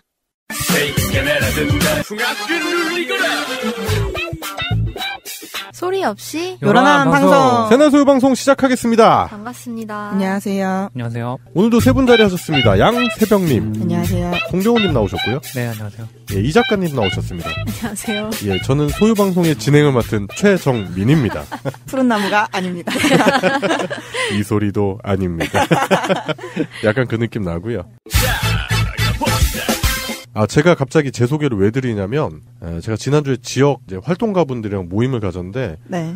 거기서 자꾸, 나보고 푸른 나무님이라고 소개하는 사람도 있고, 맞다고 이런 사람들도 있고, 민망해.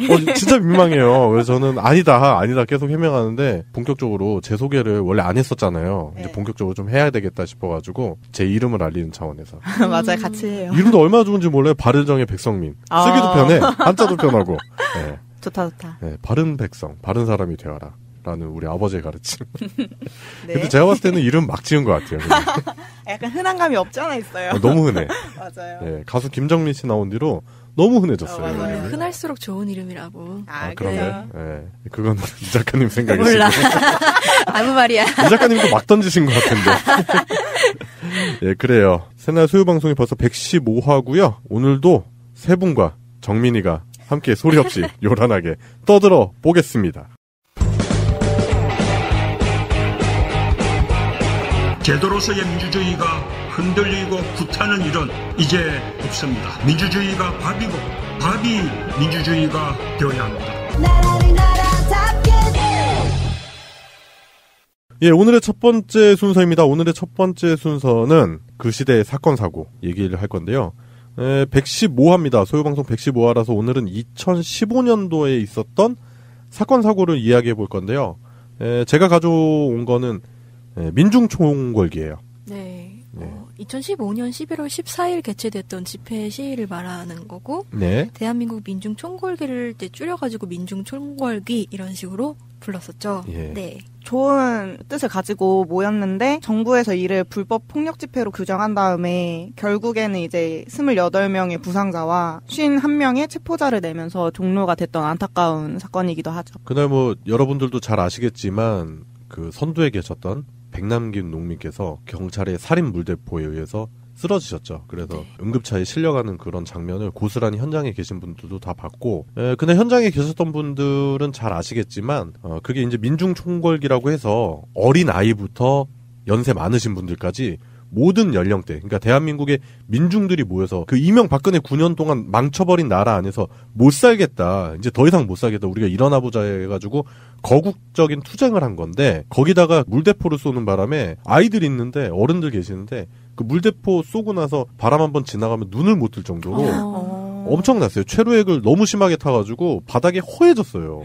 제가 그 거의 선두쯤에 있어가지고 잘 아는데, 그래가지고 그 백남기 농민 같은 경우, 그리고 다른 몇몇 분들도 그 직타로 그 수압 견디기 힘든데, 그거를 이제 잔인하게도 그렇게 민간인에게 살포를 하면서 그 경찰의 폭력 진압, 그게 문제가 됐죠. 네, 실제로 곡사가 아니라 직사로 발사해서 이런 문제가 생겼고, 또 구급차로 이송하는 와중까지도 경찰이 물대포를 쐈다라는 얘기도 나오고 있죠. 예, 저희 방송에 나오신 이제 신비님.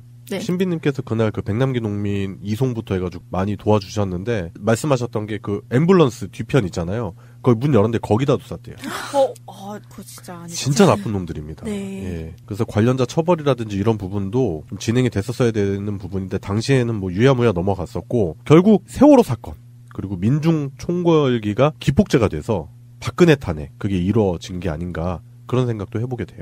또 한 가지 논란이 더 있었는데, 소요죄 적용에 대해서였어요. 그 한상균 위원장의 소요죄가 적용된 것에 대해서 6월 항쟁 이후에 1987년부터 2015년까지 소요죄 적용이 없었는데, 그때서야 갑자기 소요죄를 적용하겠다고 나서서 이 이중잣대라고 할까. 그래서 그때 이제 분노한 시민분들이 그 다음 집회에서는 죄다 시끄럽게 가면도 쓰고 막 일부러 그렇게 나왔죠. 그러니까 맞아요. 가면 쓴 건 이제 그 복면 쓴 사람도 체포한다 그래서 그래 한번 체포해봐 해서 죄다 가면 쓰고 나오고, 소유문화재라고 해가지고 사람들 더 시끄럽게 하자 그래가지고 막 빵빠레 막 이런 거 막 불고 경적 있잖아요. 걷는 듯한 그런 느낌? 그러니까 문재인 정부 들어서고 나서 지금 평화 무드가 점차 이렇게 봄이 오듯이 모르는 사이에 조금씩 번지다가 그게 성과를 보는 게 아닌가, 그런 생각이 듭니다. 이미지적으로 굉장히 와닿았던 사진이 있었는데, 한국 정부 특사단이 그 북한에 갔다가 미국으로 갈 때 회견장에서 나오는데 그 사진 찍었는데, 그걸 딱 봐도 그냥 뭐 폰카로 찍은 것 같아요. 근데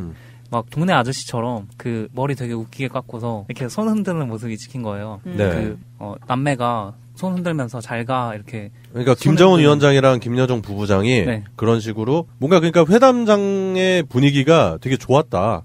그걸 보여주는 거죠, 결국에. 그런 게 굉장히 인상이 깊었고, 또 그리고 미국에 가서도 기자회견을 해서 결과를 밝히는데, 트럼프한테 한국으로 돌아가서 청와대에서 발표할까 물어봤는데, 그러지 말고 그냥 여기서 바로 발표하고 가시라고 그렇게 얘기가 나와서 구색을 막 엄청나게 갖춘 게 아니고 그냥 굉장히 프리한 상태로 단상도 없이 그냥 거기서 이제 영어로 바로 발표를 해가지고 거기 기자회견장에 기자들이 와서 취재하는 모습이 굉장히 정말 평화로운 모습? 그러니까 트럼프가 정의용 실장에게 그런 식으로 바로 브리핑 내용을 얘기해도 된다라고 얘기한 게 그만큼 한국 정부를 신뢰한다는 거죠. 그걸 그렇죠. 반증하는 거죠. 왜냐하면 자기의 참모진들이 충분히 있는데도 불구하고 그런 식으로 했다라는 거는 한국 정부가 전달했었던 북한의 메시지라든지 아니면 한국 정부의 입장에 대해서 자기가 그만큼 신뢰하고 있다라는 거를 보여주는 그런 제스처였다고 하더라고요. 네.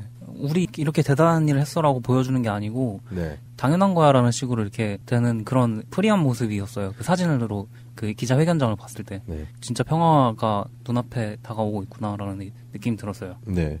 예, 일단은 육자회담까지 견인이 가능할 것이다. 소유 방송에서는 그렇게 예측을 하고 있습니다.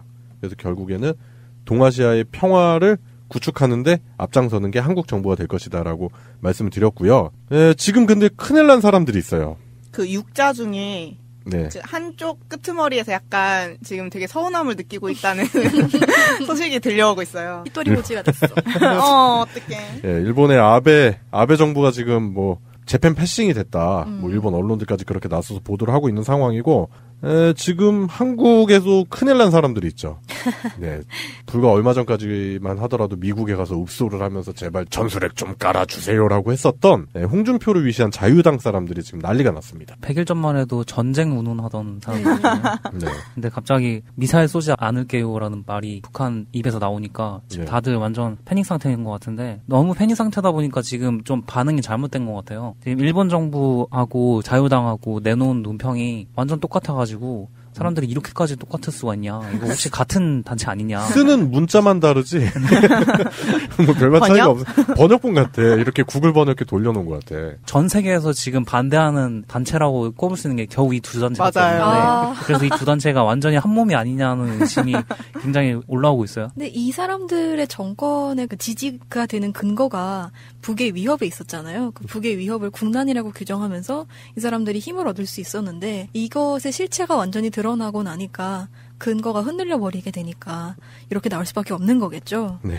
또 일본은 더불어서 본인들이 그 논의의 주도의 가운데 있지 않다고 난 재팬 패싱 됐어. 약간 이러고 있는 것 같아요. 아, 그러니까 저는 그 좀 짠했었던 장면이었는데 그 아베가 막 자빠져가지고 거기 그래서 막 떼굴떼굴 굴러면서도 막 이렇게 그렇게까지 어떡해. 아첨을 하고 막 그랬는데 잉어밥 같이 주고 이런 거. 우리 그랬잖아. 잉어밥도 주고. 형 저한테 이러실 수 있어요. 약간 이런 느낌이지 않았나 그런 생각이 듭니다. 오늘의 첫 번째 순서였습니다.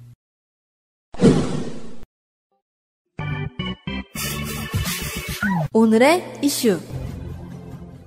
예, 오늘의 이슈입니다. 오늘의 이슈 첫 번째는 한반도의 분위기가 지금 좋아지고 있죠. 결국 동아시아의 평화 운전자는 한국이 될 것이다. 이런 예견을 해보면서 오늘의 이슈 첫 번째 시작할 건데요. 예, 일단 남북 정상회담과 북미 정상회담을 견인해냈어요. 그러니까 둘 중 하나만 제대로 성사만 돼도 굉장히 좋겠다라고 생각을 했는데 그렇게 4월, 5월 이렇게 연달아서 두 가지 큰 이슈가 생겨서 되게 좋은 것 같아요. 과거에 카터와 클린턴 전 대통령이 김일성과 김정일을 각각 만난 적은 있는데 이거는 모두 전직 대통령 신분으로 만난 거였고 현직으로서 미국 대통령과 북한 지도자가 만나는 거는 이번이 최초라고 합니다. 네. 예. 근데 한편에서는 그 김정은의 비핵화 발언을 신뢰할 수 있느냐 뭐 이런 회의론도 들려오고 있더라고요. 네. 근데 트럼프 대통령이 정상회담 제의를 받아들인 것 자체가 그 김 위원장의 비핵화 의지를 믿을 만하다고 평가했기 때문이기 때문에 네, 그런 회의는 잠시 접어둬도 좋을 것 같습니다. 그러니까 어떤 느낌이냐면 중간에 북한이랑 뭐 미국이 직접 연락해서 얻어낸 그런 성과가 아니잖아요. 그럼요. 중간에 한국 정부가 껴있단 말이에요. 문재인의 한국 정부. 그렇기 때문에 트럼프가 문재인의 한국 정부를 얼마만큼 신뢰하고 있는지도 같이 볼 수 있다는 생각이 들어요. 맞아요. 서로 신뢰가 맞았고 또 평창올림픽의 그런 평화 이미지에 더불어서 이런 노선으로 가고 있는 게 되게 좋아 보이고 김정은이랑 트럼프 자체도 각자 약간 아쉬운 부분들이 있잖아요. 그런 점들이 묘하게 시기적절하게 딱 맞아 떨어지면서 굉장히 잘 성사된 것 같아요. 그 김정은 쪽에서는 그 제재에 대한 그 압박이 있고 트럼프는 이제 별 일이 많았잖아요. 성추문이나 뭐가 많아서 미국의 그 6월에 중간평가를 앞두고 이제 좀 멋있는 모습을 보여줘야 할 때라고 생각을 해서 이제 둘이 그런 이해관계가 좀 맞았다고 보는 판도가 있죠. 정치공학적으로 이렇게 생각 안 하더라도 저는 어떤 느낌이 드냐면 동네에 좀 이렇게 성격 안 좋은 사람들이 있어요. 그 둘이 맨날 싸워. 근데 직접 멱살은 못 잡고 막 서로 욕하고 막 그러는 거야. 그 동네에 왠지 좀 스마트하고 뭐 뭔가 좀 젠틀하고 평소에 이미지가 좋은 사람인데 그 사람이 중재를 해가지고 우리 동네의 평화를 위해서 막 이런 식으로 해가지고 그 평화 분위기를 만들어간다는 느낌이 나지 않아요? 네. 되게 냉랭했었잖아요. 아, 맞아요. 뭐 미사일을 쏘겠다. 뭐 미국 본토를 직접 공략할 수 있다. 뭐 이런 식으로 하고 뭐 번번이 핵실험하고 미사일 실험하고 했는데 그런 분위기가 진짜 어느 날 갑자기 싹 사라졌어요. 그런 느낌도 되게 맞는 게 북한이랑 미국에서 이제 엄청 밀당을 할 거잖아요. 서로 네. 아직까지 성격 안 좋은 그 동네 양아치들인 거죠. 그래서 막 너가 이쪽에서 더 해줘야 돼. 아니야 네가 이렇게 하면 내가 이렇게 갈게라고 얘기하고 있는데 그 우리 정부에서는 입장을 되게 좀 조심스럽게 밝히는 입장에서 뭔가 이렇게 방방 뜨거나 우리가 해냈어 이런 느낌이 아니라 이제부터 시작이다. 약간 이런 차분한 태도를 보인 게 딱 정민님이 말씀하신 그런 이미지가 그려지는 것 같기는 해요. 네, 맞아요. 지금이 이제 시작이에요. 이제부터 시작인데, 이거를 제가 봤을 때는 현 정부가 잘 이끌어내지 않을까, 그런 예측이 충분히 들고, 지금까지 했었던 모든 정책이라든지 행보라든지 외교 정책들을 봤을 때, 신뢰감 있는 남북 정상회담이라든지, 북미 정상회담이 충분히 이뤄질 것이다. 그런 생각이 들죠. 뭐 청와대 핵심 관계자에 따르면 또 문 대통령의 시선은 지금 남북과 북미 투 트랙을 기본으로 해서 우리랑 그들만 움직이는 게 아니라 결국엔 6자 회담을 복원하는 대로 향하고 있다고 했어요. 네. 그러니까 뭐 중국, 일본, 러시아 등 주변국도 다 같이 지지와 협력을 이끌어낼 거라고 하니까요. 네. 네. 그러니까 동아시아의 평화 운전자는 결국 한국이 될 것이다. 예, 그런 생각을 할 수밖에 없죠. 왜냐면은 여러분들 잘 아시겠지만 이명박근혜 기간 동안 이 한반도를 중심으로 해서 긴장이 어마어마했어요. 뭐 진짜 살얼음판 송경적 이런 거 들고 나오고 더 시끄럽게 집회를 했었던 기억이 나요. 저희 정말 그래서 소유방송이에요? 네, 소유방송이 왜 소유방송이냐면 소리 없이 요란하게 떠드는데 그런 의미도 담고 있지만 그때 당시 이제 이슈가 됐었던 단어가 소유였거든요. 그래서. 그래서 저희 그때 이제 처음 이제 스타트 할 때 다들 모여서 이제 브레인스토밍 하는데 방송 이름 뭘로 할까 했는데 다 퇴짜를 맞았어요. 그래가지고 푸른나무님이 그럼 우리 소요를 한번 해보자라고 해서 그렇게 지어진 이름이죠. 그 시기 몰랐어요 그거는. 네, 그때 당시에 이제 핫 이슈한 단어가 소요였거든요. 네, 그래서 저희 방송 이름이 소요가 된 거죠. 네. 비하인드 스토리. 네. 그래요. 민중총궐기를 거쳐서 이제 촛불 집회까지 간 거고 결국 그걸 통해서 1년 전 오늘 박근혜 씨가 권좌에서 물러나게 되는 시민들의 진정 승리한 그날을 이뤄낸 건데 그때 관련한 이야기가 또 도는 게 있어요 요즘. 뭐죠? 군에서 위수령을 선포를 하고 군인들이 집회를 진압하려고 했었다. 네, 그런 음모가 있었다라고 해서 지금 뭐 군에서는 뭐 사실 무근이다 해가지고 뭐 자체 조사를 벌이겠다고 하고 지금 관련해서는 뭐 일파만파 SNS에서 또 다시 청원 운동이 일어나고 있죠. 그래서 관련자들을 처벌해달라, 진상조사를 해달라라고 하는 청원이 일고 있는데 생각만 해도 끔찍하지 않아요? 그럼요. 네. 이게 마지막으로 발령된 게 지난 96년도에 강릉 무장공비 침투 사건 때래요. 그때 이후로 한 번도 발령이 날 일도 없었고 왜냐하면 50년대 치안력을 보완하기 위해 만들어진 제도잖아요. 그렇기 때문에 아직까지 쓸 이유가 전혀 없는데 그거를 이제 고려했다라는 그 자체만으로도 충분히 처벌을 받을 수 있어야 하지 않을까 생각합니다. 뭐 일단은 관련 법규라든지 이런 부분에 대해서 한번 좀 알아봐야 될 부분도 있을 것 같은데 생각만 해도 좀 끔찍한 게 그때 당시에 수십만, 수백만의 시민분들이 그 광장에 계셨단 말이에요. 무력으로 진압하려고 했었다라는 발상 자체가 군 개혁도 지금 시급하다. 그런 생각이 들어요. 무력이라고만 얘기하면은 너무 가볍고 실제로 막 총기 난사를 할 수도 있는 법안이잖아요. 그게 독소 조항이 많아서. 그럼요. 그래서 너무 끔찍한 것 같아요. 네. 만약 이날이 탄핵 선고 1주년이 되지 않았다면 그 계엄군의 시민 학살의 날로 기억됐을 수도 있겠고. 네, 생각만 해도 진짜 그런 생각으로 하면 끔찍하네요. 예, 맞아요. 저도 현장에 있을 때도 그런 소문이 돌았었는데 저는 그거 듣고서 그런 생각을 했었는데 하나회 있잖아요. 네. 하나회가 정리되지 않고 아직 남아있기 때문에 그걸 주도했던 대머리 분도 아직 계시고 네. 그래서 그런 분들이 주축이 돼서 한 게 아닌가라는 추측을 다들 하고 있었거든요. 그런 걸 지금 이제 적폐청산이 이제 이명박까지 이제 되고 있잖아요. 네. 그 다음 적폐청산을 어디로 이제 향해야 하는가 그걸 이제 벌써 가닥이 잡히는 것 같아요. 네.